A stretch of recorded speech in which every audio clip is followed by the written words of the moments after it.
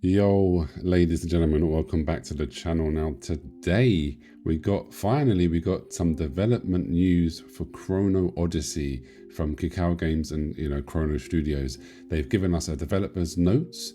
This is to talk about the end of the closed beta, and this is part one.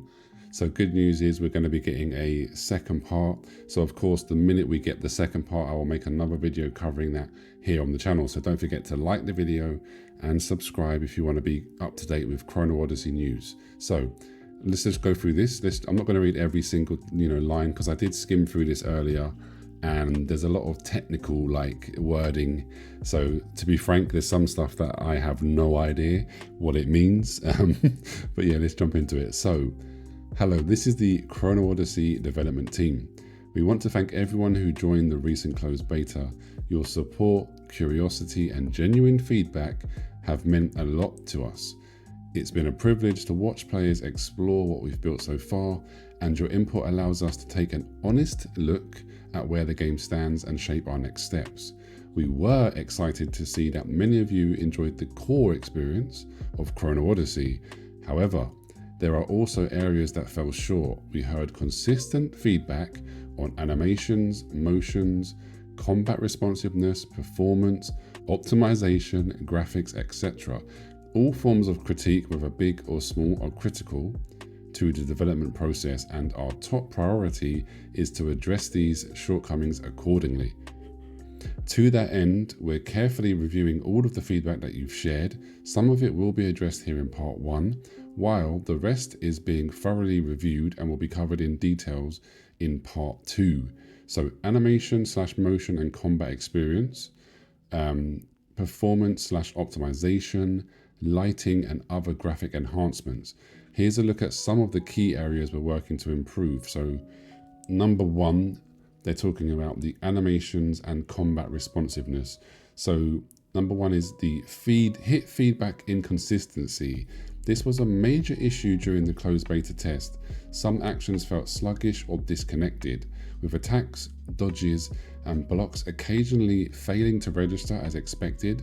We believe this stems from packet desyncs between the client and the server, and will accelerate packet transmission to improving timing accuracy, redesign packet intervals, and refine the packet structure. Currently, motion and combat packets are interconnected in a shared data stream, which may be contributing to they say sync issues, but I think they mean desync issues. We plan on separating these into distinct systems, actively reviewing and resolving all collision detection inconsistencies to ensure combat interactions feel consistent and responsive. So yeah, again, like I said, there is a lot of technical stuff here, but just know that they're trying to fix the hitbox and the animation stuff like that. Now, this is what I'm actually really interested in, is class weapons. So while each class has a wide range of abilities, we'll be introducing a new system called the Matrix. In the next test, so they've just confirmed for CBT2, we're going to be able to see this new system in place. It's going to give each weapon a more distinct identity. This system will allow you to choose from 4 progression paths per weapon. So that means 12 in total, because each class has 3 weapons. We aim to diversify skill usage of each weapon based on progression paths. Even if 2 players are using the same weapon, their primary skills may differ. The same skill can also produce different results depending on your build. So our goal is a wide range of playstyles, whether you're focusing on chaining skills, switching between weapons, or exploring other tactical options. Farming will become more dynamic, and players will need to find gear with stats that match their playstyle. So with added playstyles, we're creating new animations to ensure each weapon feels distinct and expressive in combat. So guys, this to me is interesting. I like this idea. I like the fact that they're doing this whole, trying to make it more distinct, and the fact that this literally opens up our classes to way more different builds, because now there's going to be 4 progression paths per weapon.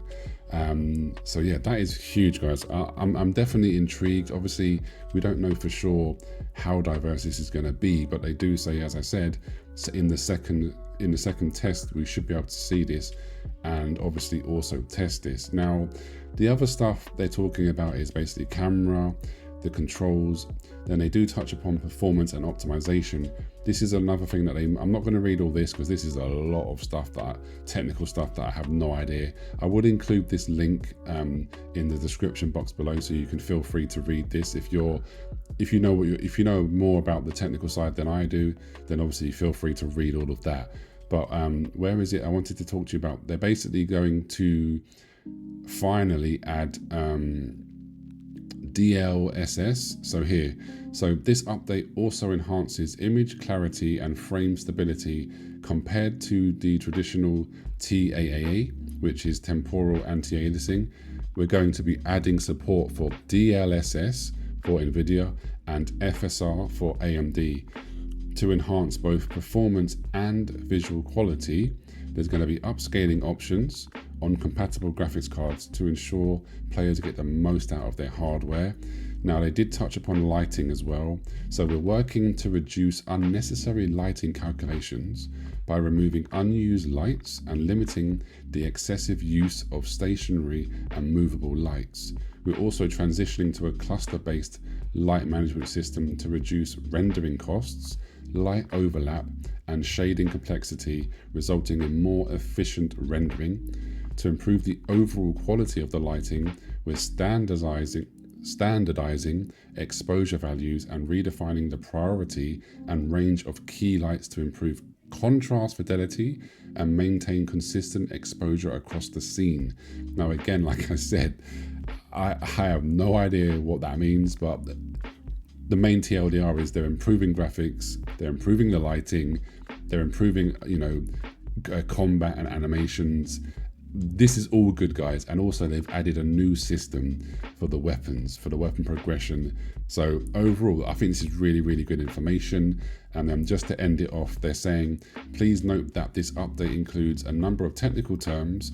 We've done our best to explain things clearly, and we appreciate your understanding as we focus on sharing our development plans as transparently as possible. Part 2 will take a closer look at what's ahead. In addition to the areas we've already covered, we'll continue improving combat systems, technical stability, graphics, and animations. They'll also be addressing new topics such as sound, the UI, gameplay flexibility, in-game guidance, which is a big thing, balance, content flow, progression, replayability, the social features, the narrative, server stability, and bug fixes. So yeah, there's a lot of feedback they got, guys. And like I said before, I'm not going to be dooming. I don't want to hear no more dooming. We all know the first closed beta wasn't good enough. I'm still hopeful for the game. I'm still optimistic.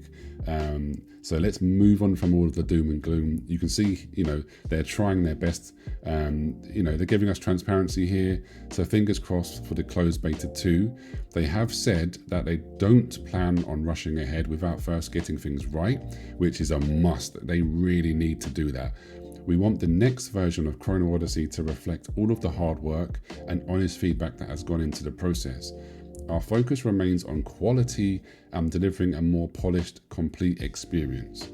So that means, guys, the closed beta test is going to be quite a little bit away, I believe, in a couple more months. And then I reckon that Chrono Odyssey is more than likely, I'm going to say it's going to be delayed. So we're not going to be seeing Chrono Odyssey this year. It's unfortunate, and it is what it is, but the game does need some little more time to cook. I don't think it's going to be too long of a delay, but we'll have to wait and see. The big thing for me is, like I said in my last videos of Chrono Odyssey, closed beta test 2 is we need to see this, and especially now that they're saying that they're not going to rush it and they really want to take their time. So fingers crossed, stay positive. I'm staying optimistic. Don't forget to leave a comment down below, like the video, and I'll catch you very, very soon. Take care. Have a beautiful day. Peace.